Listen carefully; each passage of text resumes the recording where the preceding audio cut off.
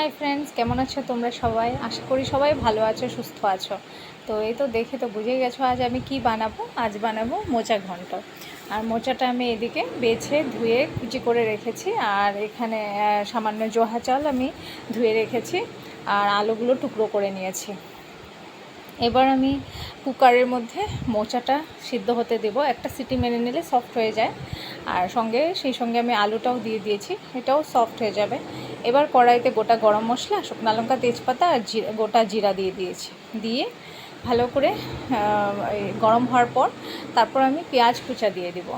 আর পেঁয়াজটা ভালো করে লাল লাল হয়ে ভাজা হওয়ার পর আমি সেখানে একটা টমেটো কেটে দিয়ে দিব। আর আমি এক সাইডে একটা মশলা রেডি করে রেখেছি, যেখানে আছে জিরা আদা বাটা আর কাঁচা লঙ্কা বাটা। পেঁয়াজটা ভালো করে ভাজা হওয়ার পর সেই মশলাটা দিয়ে দিয়েছি। আর এখানে আমি সামান্য কাশ্মীরি লঙ্কার গুঁড়া দিয়েছি।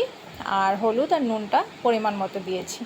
দেওয়ার পর আমি ভালো করে কষিয়ে নিয়ে জোহা চালটা যে ধুয়ে রেখেছিলাম সেটাও আমি অ্যাড করে দিয়েছি। দিয়ে ভালো করে কষিয়ে নিয়েছি। এবার সিদ্ধ করা আলুটা সেটাও দিয়ে দিয়েছি। দিয়ে ভালো করে ভেজে নিব। এটা ভাজা হওয়ার পর আমি মোচাটা অ্যাড করে দেব। আর এখন আমি মোচাটা অ্যাড করে দিলাম। দিয়ে ভালো করে কষিয়ে নেব।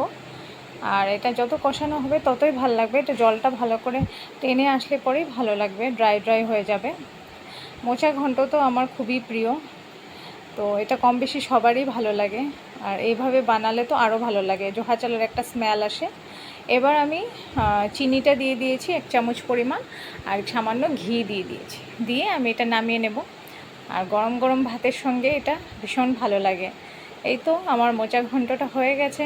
তোমরা জানিও কেমন হয়েছে। আর আমার ভিডিওটা দেখার জন্য সবাইকে অসংখ্য ধন্যবাদ।